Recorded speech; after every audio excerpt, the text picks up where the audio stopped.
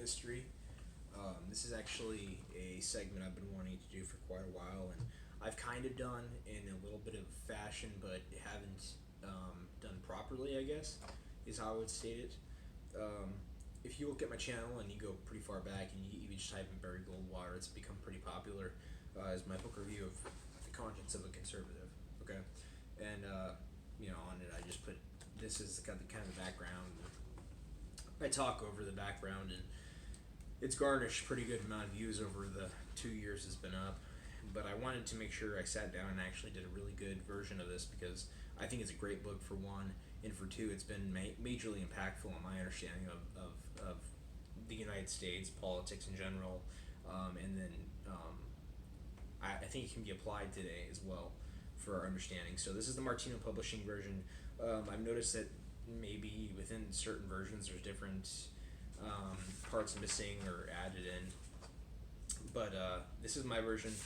I purchased it on Amazon for I think like $10 or something, but it sold massively in the 1960s, and I mean even Hillary Clinton. If you watch my documentary I made, she even talks about being a Goldwater conservative, right? She was a Goldwater girl. She had the ribbon on that said Goldwater girl, and she was adamantly for him. So this isn't like he was just some sort of maniac.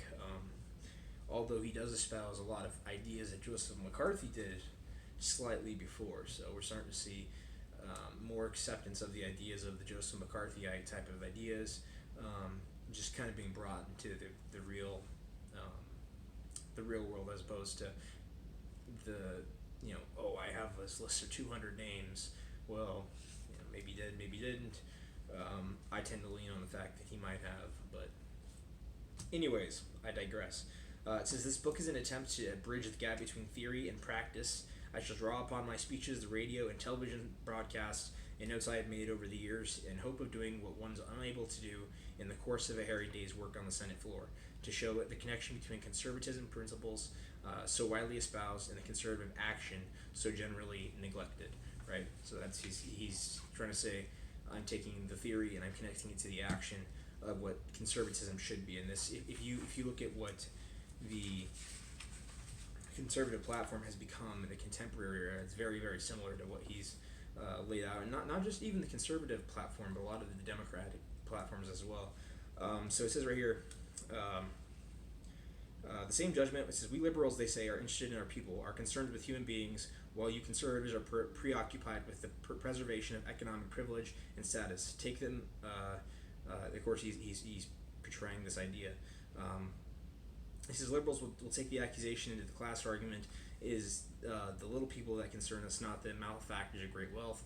Such statements from friend and foe alike do great injustice to the conservative point of view. Conservatism is not an economic theory, though it has economic implications. The shoe is precisely on the other foot. It is socialism that subordinates all other considerations to a man's material well-being. It is conservatism that puts material things in their proper place, that is the constructed view of the human being and of the human society, in which economics play only a subsidiary role. Right? So we're talking about kind of that Humboldtian idea of the Bildung, right? You have to have you still have to make contact with that human element of the human, regardless of how it's met, right? So and there's various theories about how to do that, right? Through Marxism, socialism, capitalism, and they would all, there's people who advocate for all of them and say that they work. Now, the first thing that Goldwater says, the first thing that he has learned about a man is that each member of the species is a unique creature. Man's most sacred possession is the individual soul, which has an immortal side but also a mortal one. The moral side establishes his absolute differentness from every other human being. Only a philosophy that takes into account the essential differences between men and accordingly makes a provision for the development of the different potentialities of each man can claim to be in accord with nature. And in this concept, we talk about extreme individualism, right? So the resurgence of we have a massive resurgence of extreme individualism with the study of Jordan Peterson and a lot of the movement that he's brought about within the 21st century. It's pretty impactful for you could say the first 20 years of the 21st century now. Jordan Peterson has basically had a uh, he's capitalized on this small niche, and really I think now looking back you can see he's created a bit of a timeline for himself historically. Um, Now, Barry Goldwater, like I said, this is a review of Barry Goldwater's Conscious and Conservative. Came out in the 1960s, I think 1963. Let's see, publishing, 1960 copyright. So, Victor Publishing Company Inc. Um, but it says, like I said, this is him trying to synthesize the idea. Is a second. It says, let me try and backtrack one more page. Sorry about this. So the first thing that he has learned about man is that each member of the species. Okay, so that's first. Second, the conservative has learned the economic and spiritual aspects of man's nature are inextricably intertwined. He cannot be economically free or even economically efficient if he is enslaved politically. Conversely, man's political freedom is a luxury if he is dependent for economic needs on the state.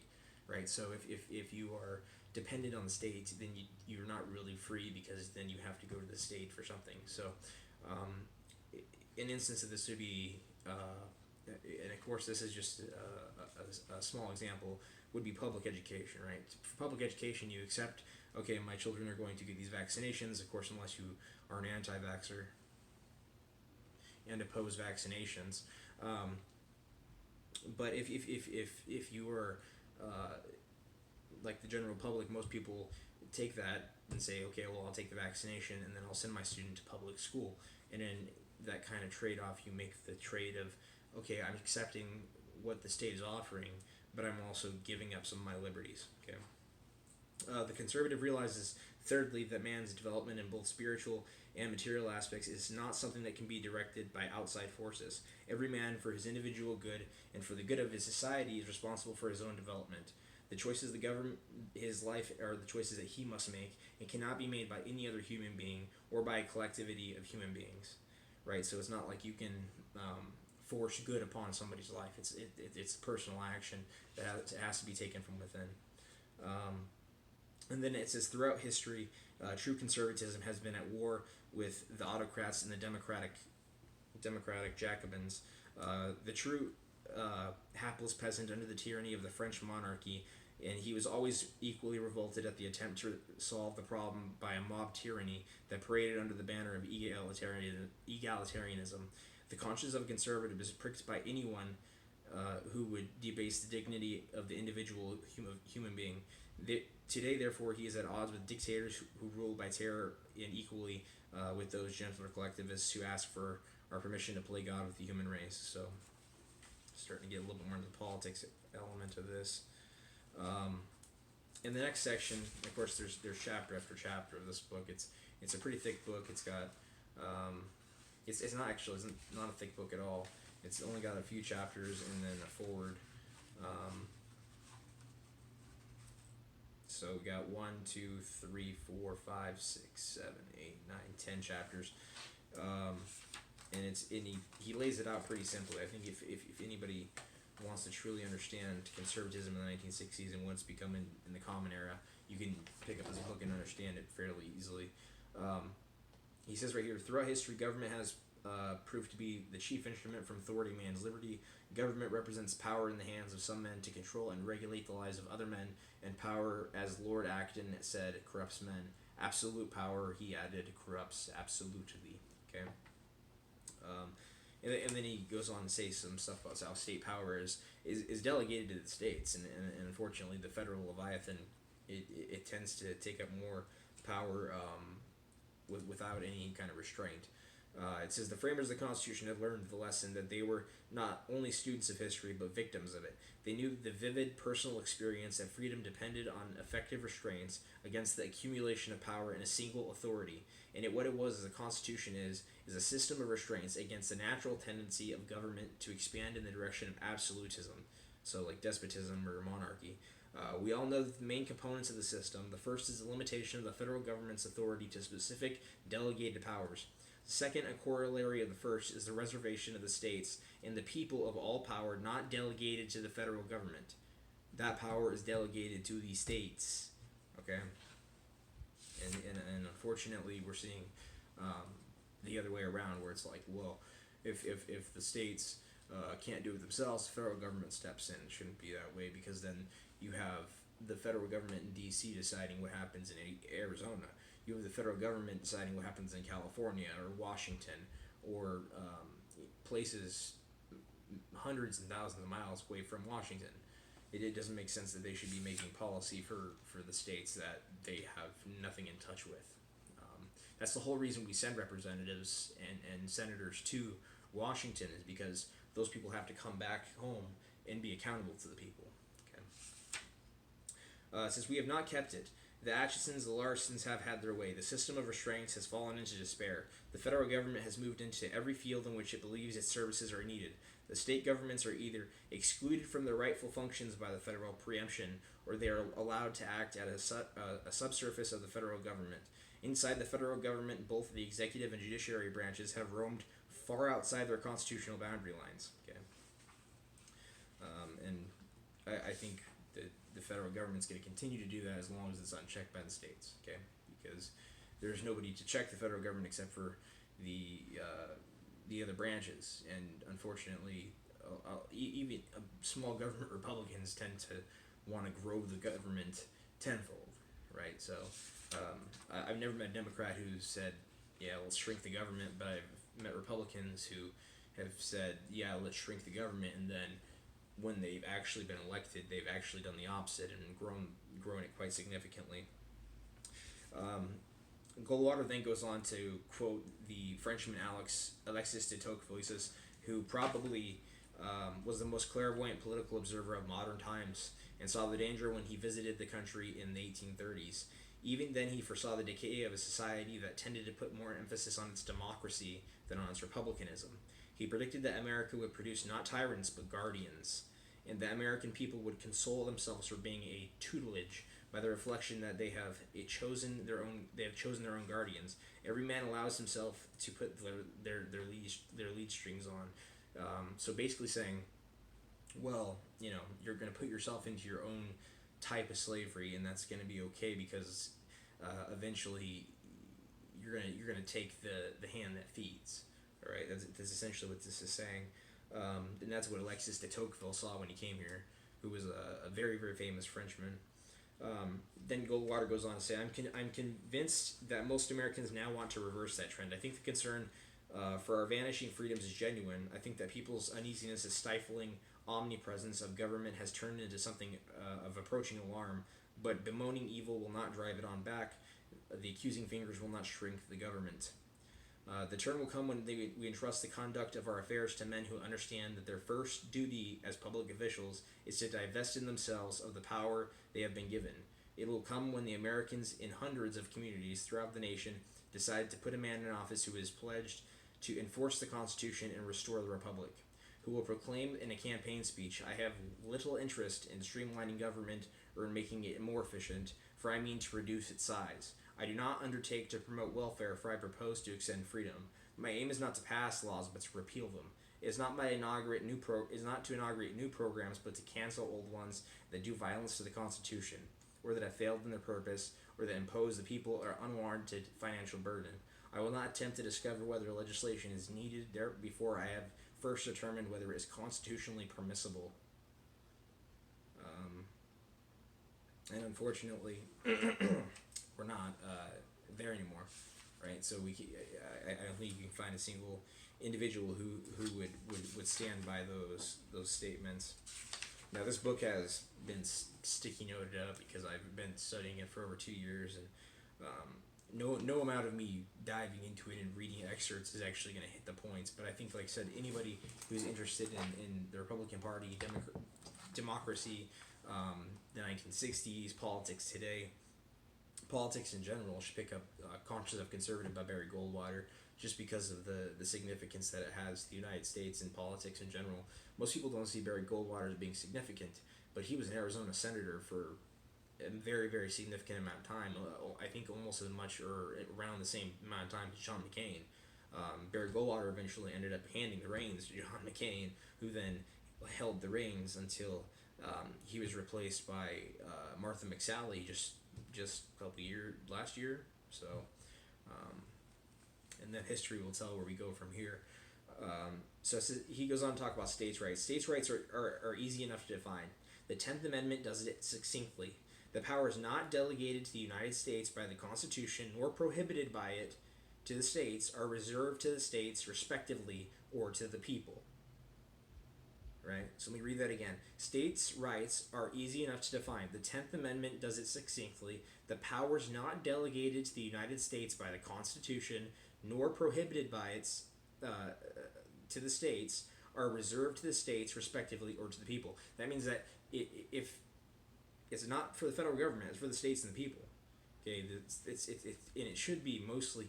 You have this general argument that people have had, and it's between the states' rights people and the federal people, right? The Federalists, and a lot of people say that we should be expanding the federal government to provide extended resources. The problem is that you go on to also lean on that federal government's arm. It says the intentions of the founding fathers in the matter are beyond any doubt. No powers regarding education were given in the federal government. This kind of is talking about his 1964 civil rights discussion. I'm not going to get too much into that because we all know 64 rights bill got passed, and then by LBJ, who actually had opposed it on previous votes, even though Goldwater had no actual problems with integration. It was the constitutional grounds that he saw were the issues. So that was his actual quote. Be what it may, it's one of his most controversial issues was the fact that he took a stand against the 1964 vote, even though he was the only person to vote against it in 1964. LBJ passed it pretty easily, signed it signed the bill into life, and then we saw the forced busing policies that Kamala Harris brought up in the most recent, or not most recent, in the more recent Democratic debates. Whether you like or don't like the forced busing policies, it is what it is. It happened, but the 1964 Civil Rights Bill did bring on a lot of those policies that we saw. Have it which you may. Goldwater goes on to say the distribution of the government's claim is the next part of the definition. What is their fair share? I believe the governments of justice here are perfectly clear. Government has a right to claim an equal percentage of each man's wealth and no more. Property taxes are typically levied on the basis. Excise and sales taxes are based on the same principle. Even though the tax is levied on a transaction rather than on a property, the principle is equally valid with regard to incomes, inheritance, and gifts. This is a big thing because lately we've had the death tax become a major deal. It says the idea that a man who makes $100,000 a year should be forced to contribute 90% of his income to the cost of the government, while a man who makes $10,000 is made to pay 20% of his is repugnant to my notions of justice. I do not believe in punishing success. To put it more broadly, I believe it's contrary to the natural right to property to which we have just alluded, and is therefore immoral to deny the man whose labor has produced more abundant fruit than that of his neighbor. Now, I believe a 90% tax in any state, in any government, in any situation is completely immoral. Okay, I think 20% tax is immoral. I think a dollar remade is a dollar kept, in my opinion. But that's not what happens when we have these bloated programs that we rely on, unfortunately, and they're embedded in the system now. So it's like you start removing programs from the system, it starts hurting people, even though we're reliant on them, and the taxes are going to be bumped up regardless because of these. Goldwater goes on to say that as for the claim of the government needs the graduated tax for the revenue purposes, the facts are the contrary. The total revenue collected from income taxes beyond 20% level amounts to less than $5 billion, less than the federal government now spends on one item of agriculture. Okay, so the taxes aren't even. This is in the 1960s. The taxes weren't covering the expenditures. You want to look at the expenditures today? Go look at the debt clock and tell me how we're doing. It's not pretty, man. And then if the coronavirus really does start kicking in, it's going to slow the economy even more. Could end up pretty poorly. Now, I've highlighted this section. It says The government must begin to withdraw from a whole series of programs that are outside of its constitutional mandate, from social welfare programs, education, public power, agriculture, public housing, urban renewal, and all other activities that can be better performed by lower levels of government or by private institutions or by individuals. I do not suggest that the federal government drop all of these programs overnight, but I do suggest that we establish by law a rigid timetable for a staged withdrawal. We might provide, for example, for a 10% spending reduction each year in all of the fields in which the federal participation is undesirable.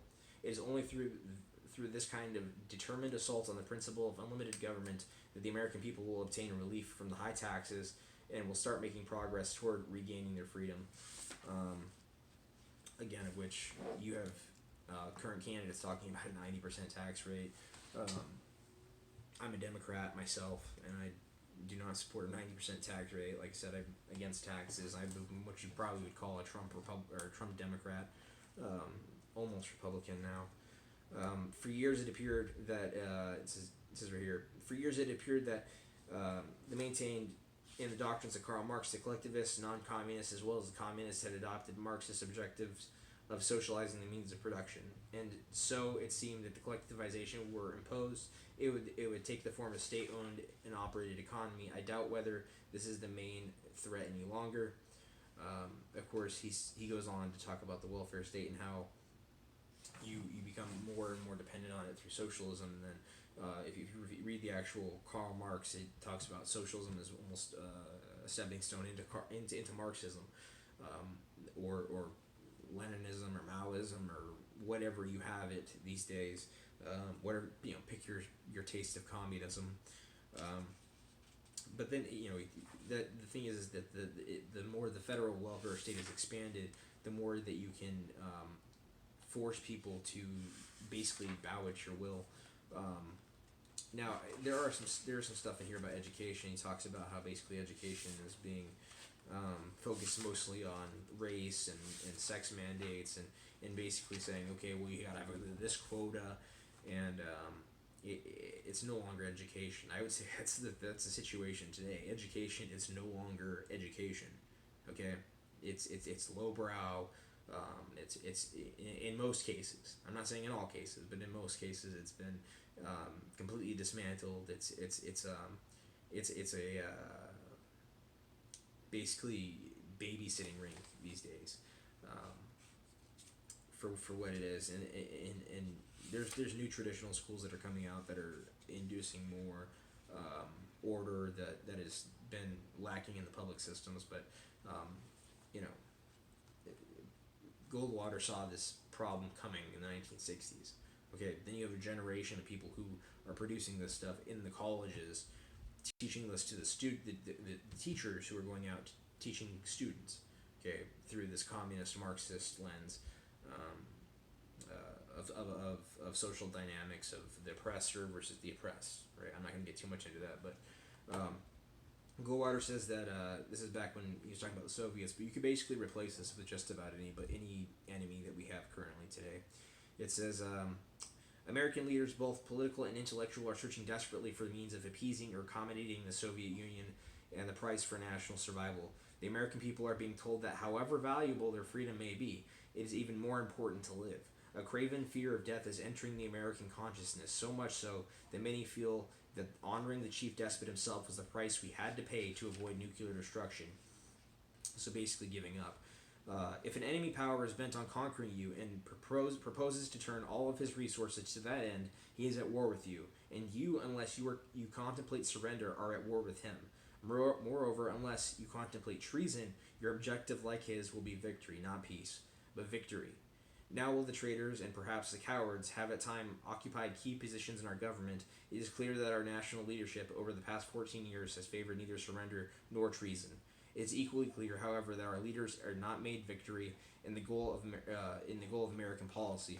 Now we see this in Albert Hiss. We see this in the Rosenbergs. We see this in the fractured glass that shatters out and literally connects so many people to the green glasses and the Rosenbergs, and the transmission of the nuclear bomb and the actual time fuses for aviation and explosives.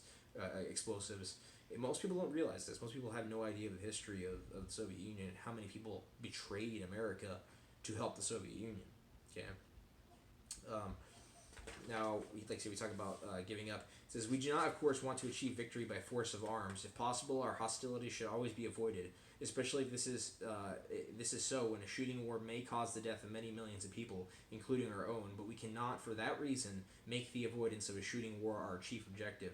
If we do that, if we tell ourselves that it is more important to avoid a shooting war than to keep our freedom, we are committed to a course that has only one terminal point: surrender. Okay. So if you're completely for peace and entirely for peace, and the enemy knows that you will not fight back, it's like the bully. He's just gonna keep there and keep smacking you in the head until you fight back. I have couple more spots tagged in here. It says the rallying cry of appeasement organization portrayed in a recent novel of American politics was, "I would rather crawl on my knees to Moscow than die under an atom bomb." Think about that. Think about how pitiful and cowardly of a sentiment that was in the 1960s, that they would rather crawl on their knees to another nation that hates them than die under an atom bomb. It's kind of the saying, I'd rather, you know, die on fighting than die on my knees. It's kind of like, you're going out of your way, so. And this is the last spot I have marked in here. This, like I said, the last chapter, Soviet Menace, but you can still apply a lot of that stuff today. It says, it is less easy to stake out the right road for in terms of our own experience than the new road we seek, and one therefore that will hold challenges and perils that are different, though hardly graver, from those which are now familiar. Actually, the new road is as old as human history. It is the one that successful political and military leaders, having arrived at a dispassionate estimate of the situation, always follow when they are at war they mean to win. From our own estimate of the situation, we know the direction we must take, and our standard is helpful in defeating communism. We will provide guideposts all along the way. There are some that can be observed now. The key guidepost is the objective. We struggle, never lose sight of it. It is to wage a struggle against communism, but to win it. Our victory must be, our strategy must be primarily offensive in nature, given the dynamic revolutionary character of the enemy's challenge. Right. So then we have Goldwater essentially coming in and saying, what we're going to do is we need to attack communism and stop it where it is in its tracks. In United States history, Vietnam was the containment theory. Korea, containment, right? We were trying to contain communism. We did that. We contained the Soviet Union through our technological advances, and it failed as the social experiment that it was.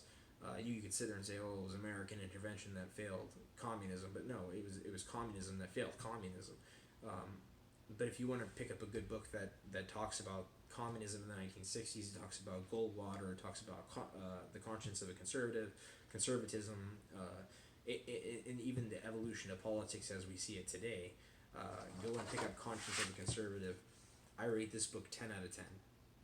10 out of 10. Revisiting History rates Conscience of a Conservative 10 out of 10 for content, quality, readability. Like I said, not very thick at all. So go pick it up. It's an easy read. If you're heading into high school, or if you're a high schooler, you could probably read this fairly easily. If you're a college student, you could read it. If you're an old fuddy-duddy like me, you can definitely read it. But pick it up, Conscience of a Conservative by Barry Goldwater from 1960. Like I said, I had the Martino Publishing book from Amazon. It's like $10. Pick it up. I really do think it's a good worth. It's worth every minute you read it.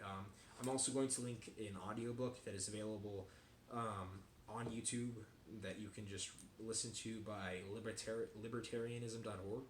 It's a pretty good one. The guy narrates. I keep saying vocal. He narrates the whole thing, and it's pretty solid narration of the whole Conscience of a Conservative. There's also abridged versions, and I'll link them all below. But thank you for watching, and you make sure you get out there and revisit history.